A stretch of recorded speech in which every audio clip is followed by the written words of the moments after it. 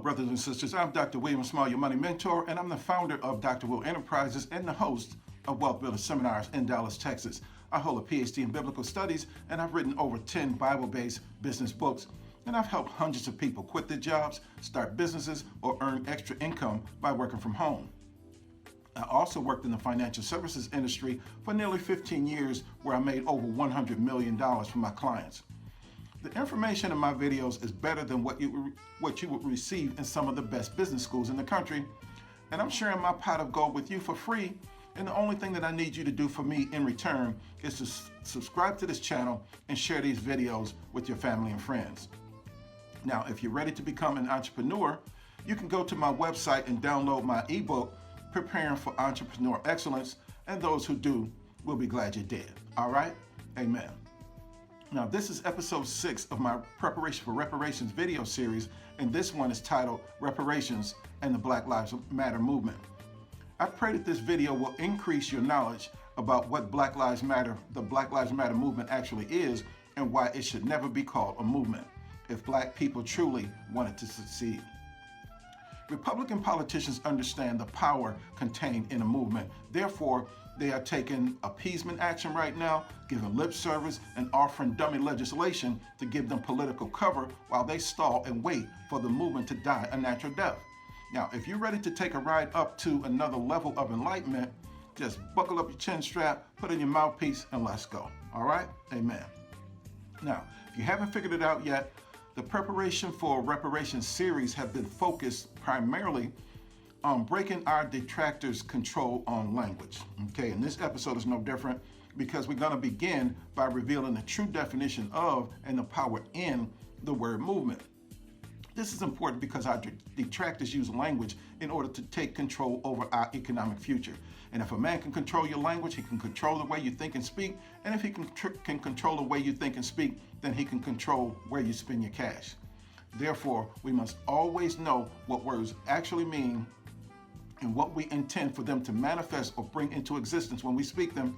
Otherwise, you'll have other guys using your mouth to speak what they want to manifest into existence. They will be in control of your economic future instead of you. All right? Amen. Now, in order to be effective, productive, or get whatever you want in life, you must use the words related to your quest properly and put them into action diligently, or you will never achieve your goals. When you don't have something that you want, you can use the words of your own mouth to make it manifest physically or call it into existence. There is a movement, as you know, currently known as the Black Lives Matter movement, and I have no idea what they want to achieve, and it appears most of them marching in the movement either have their own idea or no idea. Lately, they've come up with the idea of defund the police, but it's confusing because everybody seems to have their own idea of what that means. Their goal appears to be to change the hearts and minds of people to believe that Black Lives Matter, when those people have been telling them for 400 years that they don't matter. If that's their goal, then how will they know when they have achieved it? What will be the change that determines, defines, or serves as the measurement of the movement's success?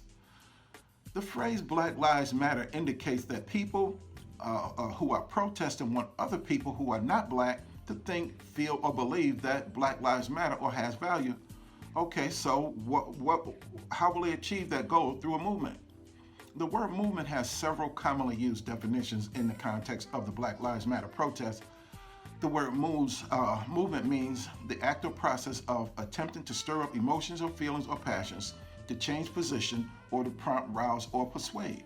And on the other hand, if used in a different context with a different goal in mind, the word movement sometimes is commonly used to mean a tactical or strategic shift, an advance of a military unit, or an organized effort to achieve an end. The word movement can be used to describe the rhythmic character or quality of a music composition, the rhythmic flow of language, or the process of expelling matter from one's bowels. The inherent character of the word movement, no matter what context it's being used in, makes the end result of it consistent. At some point, it'll stop. Movements always stop or come to an end, whether you achieve or attain your goals or not. A movement will always stop moving. The problem with trying to achieve progress or change through a movement is once you stop moving, you'll begin to roll back. You don't get to keep the ground that you captured during a movement. If you don't keep pressing ahead, it's akin to running on a treadmill. If you don't keep pressing forward, you'll roll back. And as soon as you stop, you begin to roll back, okay? So now, the civil rights movement made some great gains and grand achievements. However, once the movement came to an end, black people stopped pressing ahead, and now the Republicans are doing everything they can to roll back those achievements. Republicans know that most of the civil rights movement's achievements were gained through legislative and judicial action. Therefore, they are packing the state legislatures and the federal courthouses with racist politicians and judges to roll back the changes legislatively and to ensure that black people have no chance of winning their rights back again judicially. It appears that the leaders of the Black Lives Matter movement are unaware of what the Republicans are doing to create legislation to ensure that black life will never matter is codified into law. And there was a time when there were laws that said black life didn't matter. It was written in the U.S. Constitution that black people were only 3/5 human, not really a man, but just a little higher than animal. And an amendment to the Constitution corrected that language in a legal sense, but it never changed the hearts and minds of people who always believed that black people were just a little higher than animals. Okay? There was a time when a white man could kill a black man and not have to worry about suffering any consequences or any penalty. They used to actually have a party after Sunday go to meeting where they just picked a Negro, any Negro, and hung him in what they called a picnic, which was short for pick a nigga. And of course, they always came up with some justification or reason to lynch him, but he was just as dead regardless. MAGA is a code for a return to the time in this country when a white man was king and a nigga knew his place. Trump is promising white trash a return to supremacy, so they show up to his rallies gleefully, clapping and cheering, while Black Lives Matter people just keep marching. I was born in Mississippi, in the United States, and I'm the product of my heredity and education and the society in which I was raised. And I have a vested interest in that society, and I, along with a million other white Mississippians, will do everything in our power to protect that vested interest. It's just as simple as that. In 1954, the Citizens Council was established in the Delta, the northwest section of the state, where blacks outnumbered whites. The council's purpose, to preserve white political power by opposing integration. Council chapters soon spread across the state. Bankers, politicians, and owners of businesses joined the Citizens Councils throughout the South. They punished people who supported integration or black voting rights by foreclosing mortgages, firing workers, or refusing loans to farmers. And they used their influence to push through laws that would ensure continued white domination. If the leaders of Black Lives Matter want to be successful, they need to know why the civil rights movement was able to achieve its goals. The civil rights movement was successful because while Dr. King protested in the streets, Thurgood Marshall fought to change the law before the U.S. Supreme Court. And Whitney Young did battle in the White House before Presidents Kennedy and Johnson, as well as in the boardrooms before corporate leaders. And none of them would have been successful in obtaining a change in our civil rights without the coalition of other groups and black leaders who worked together to advance the civil rights movement. People such as Dorothy Height organized women's activities, Roy Wilkins of the NAACP financed all legal matters and helped develop legal strategies. A. Philip Randolph organized unions and labor activities. James Farmer from the Council on Racial Equality organized education activities, and E.D. Nixon initiated the Montgomery bus boycott and hired Dr. King to lead it. Every black person must be aware that the Black Lives Matter organizers would be well advised to know that one-dimensional protesting on the streets against police is not going to lead to the permanent change that they want to see. Now, it's your right to fight and march, but it doesn't make sense to fight unless you fight in a way that is going to get you a win. And it's okay to protest, but it's a waste of time if in the end, all you've been is testy, okay? If the best you can do is repeatedly give voice to tragedy, pretty soon you will see tragedy increase, because where you need a revolution, you initiated a movement. It is said that there's nothing new under the sun, okay? The Black Lives Matter movement is very similar to a movement by a group of Jewish revolutionaries known as the Maccabees. They were fighting against government forces back in 167 BC, and the symbol of the Maccabees was actually the Black Panther. When the Maccabees first formed, they were fighting against oppression from the Seleucid government. And in 63 BC, the Seleucids were defeated by the Romans, and the Maccabees then began fighting against the Roman government and their police or soldiers whose job was to keep them under control or in order, okay? So now, Jewish prophecy held that Jesus, the Messiah, would come to relieve them of that oppression by overthrowing the Roman government through military action. Jesus, the disciple who betrayed Jesus, was a leader in the Maccabees movement. He joined Jesus' ministry because he wanted to ensure the Maccabees would either have a place in or become leaders in Jesus' revolutionary army. The reason he was stealing money from the treasury of Jesus was to help finance the Maccabees, or the Maccabees movement, okay? But once he concluded that Jesus was not going to overthrow the Roman government through military action, he decided to sell him out for 30 pieces of silver, and again to get money to finance the Maccabees movement. Now, the problem with revolutionaries like the Maccabees and Black Lives Matter leaders is too often they are hotheads more than visionary leaders. They make good soldiers but poor generals. Yet they have too much pride to recognize that just because one can organize, that does not mean that he or she can lead. In order to lead, you have to read. Okay, the people in the Black Lives Matter movement rarely read anything more than their text messages or Instagram feeds. And in order to lead a movement, you have to have knowledge and wisdom in several key areas such as law, politics, history, medicine, finances, and relationships, because the solution to the problem you're trying to solve will fall into one or more of these areas. Now, the Black Lives Matter organizers are poor leaders because they fail to recognize that the solution to their problem is not to get people who never cared for Black life to begin to believe that Black lives matters. The solution to their problem is a change in the laws.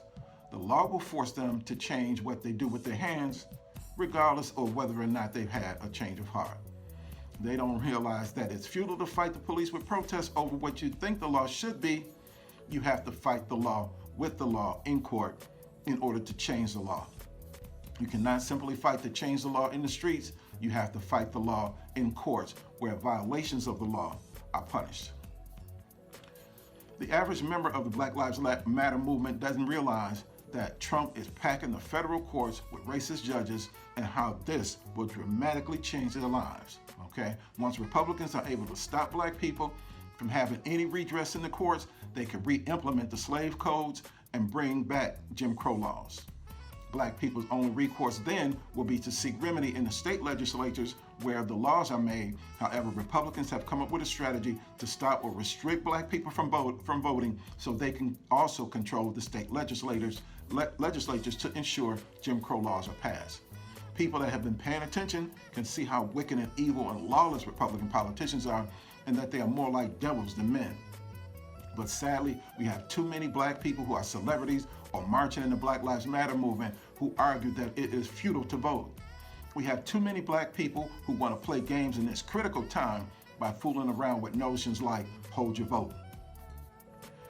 Y'all can go ahead and keep playing if you want to, okay? You cats are going to end up with nothing to hold but your head in your hands, okay? And some of you so-called celebrities have enough money to flee to other countries, but poor Black people that you persuaded to hold their vote will be at another vote, okay? Now, finally, I want to address some of the nonsense being spewed in the Black community by the woke Negro, conscious cats, and Pan-Africanists. The two most dangerous men in the Black community, ladies and gentlemen, are the woke Negro and the Black preacher. The nonsense that they are speaking, teaching, and preaching will not lead Black people to freedom, but rather straight to hell, okay? First of all, the so-called conscious brothers in our community have no idea what racism really is. If they did, they would have already defeated it. You cannot defeat a thing if you don't know what it is. You have to know what it is in order to know what makes it live, in order to understand how to kill it. If the woke Negro or conscious cat or Black preacher really knew what racism really is, you would know that they know, because they would have killed racism and bigotry altogether entirely. The things that these guys have in common is they gained their notoriety by talking, not action or achievement.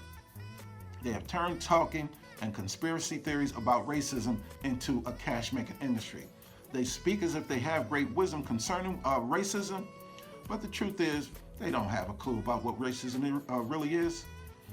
I won't call any names because I'm just making a point, okay? I don't want these brothers to feel that I'm attacking them personally.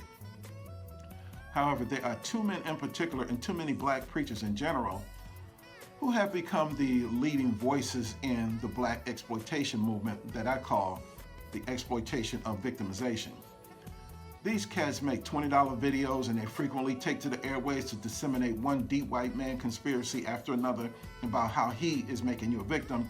And these so-called conscious cats know that most people, white or black, need someone to blame for their lack of success. So they exploit that need with the mythical figure named D. White Man. And Julius Caesar said, "The fault, dear Brutus, is not in our stars, but in ourselves that we are underlings." One of the issues the black exploitation movement leaders love to point out repeatedly is that if a black boy has a low reading comprehension level by the 4th grade, he will more than likely end up in prison.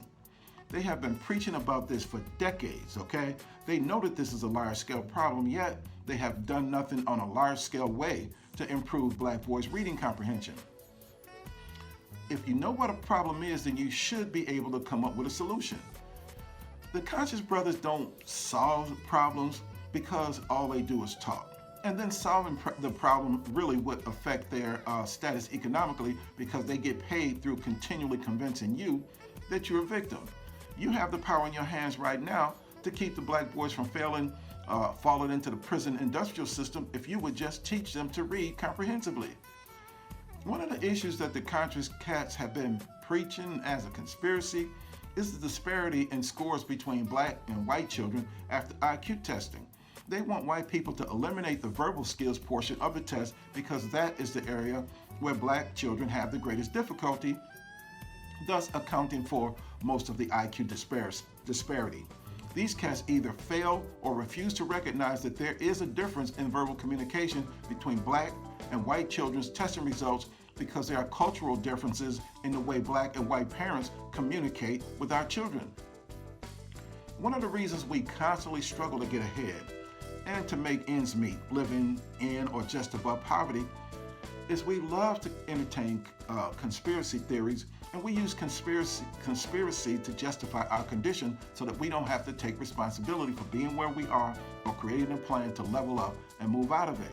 Engaging in conspiracy theories produces cognitive dissonance, which leads one to become intellectually dishonest with themselves. And this is why you see so many people on social media using not all or not always arguments when presented with the truth, so they can have an excuse to justify or remain in their condition. Now, if I were to ask a question, for example, how often do you see black people actually talking to or reading to their child using regular adult words that white people regularly use?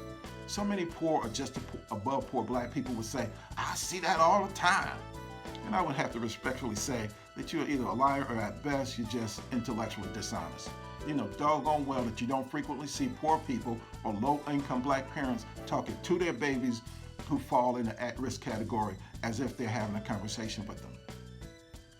Talking to your babies regularly stimulates them intellectually and increases their verbal comprehension skills dramatically. And since white people do this regularly and poor black people don't, this is what accounts for the difference in IQ testing results. Now, would it be easier to force white people to stop testing to assess an important skill such as verbal communication? Or would it be easier perhaps and wiser to get black parents to begin talking to their children rather than simply talking at them, reading to them rather than dropping them in a playpen? Wouldn't it be better for our children's overall value and sense of self-esteem if we eliminated the cultural ideology that children are to be seen and not heard? There was a study conducted by Stanford University where they recorded the verbal communications that black and white toddlers were exposed to on a daily basis. And the difference, ladies and gentlemen, was astounding, okay? An average of 12,000 words were spoken directly to white toddlers during a 10-hour day, while black toddlers heard just 670 words or 67 words per hour, which is less than what you would hear in the average 30-second commercial.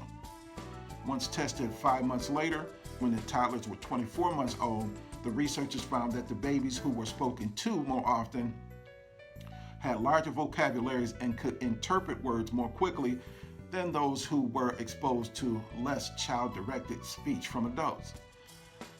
If you know the problem, you should be able to come up with a solution. No one, absent physical violence, can do anything to you but what you allow them to do, okay? Dr. King said, a man can't ride your back unless it's bent, and we have been bending over and getting written because we allow ourselves to be the Class B dependents of a white-dominated society. We have been free from slavery, yet we have made the white man our perpetual master. We keep going to him with a persistent gimme mentality, and frankly, he's tired of being master, okay? Because enough for us is never enough. We're constantly crying and begging for master to give us more and more and more. So our de facto slave master is weary of having the responsibility for the care, education, and feeding of a black nation that refused to create an industry and jobs to support the families of their own communities. What do we produce, ladies and gentlemen, that white people have to come to us to purchase? If you're not producing anything that the world needs other than more and more babies, how do you convince the world that the lives you created matter? What do you do with an entire people who, for the most part, consume and consume, yet rarely produce? A mind that could enslave people would conclude that it would be more expedient to put them back into slavery or to exterminate those people. And again, if you know the problem, you should be able to come up with a solution, okay? That is, unless you just like seeing yourself and your children remaining perpetual victims, or if you just like getting paid to present black people with problems. Dr. King was trying to encourage us to stop bending over and allowing ourselves to get written by either the white man or the so-called woke or conscious black man. If you were to convince people who don't like us that Black Lives Matter, then we must begin to demonstrate that Black Lives Matter to us. Well, that's all that I have for now. And don't forget to subscribe to this channel and share this video with your family and friends. And I'll be back with something new that nobody told you. Until then, remember that God loves you, I love you, and there's nothing you can do about it. And I'll see you next time on Wealth Builder Seminars.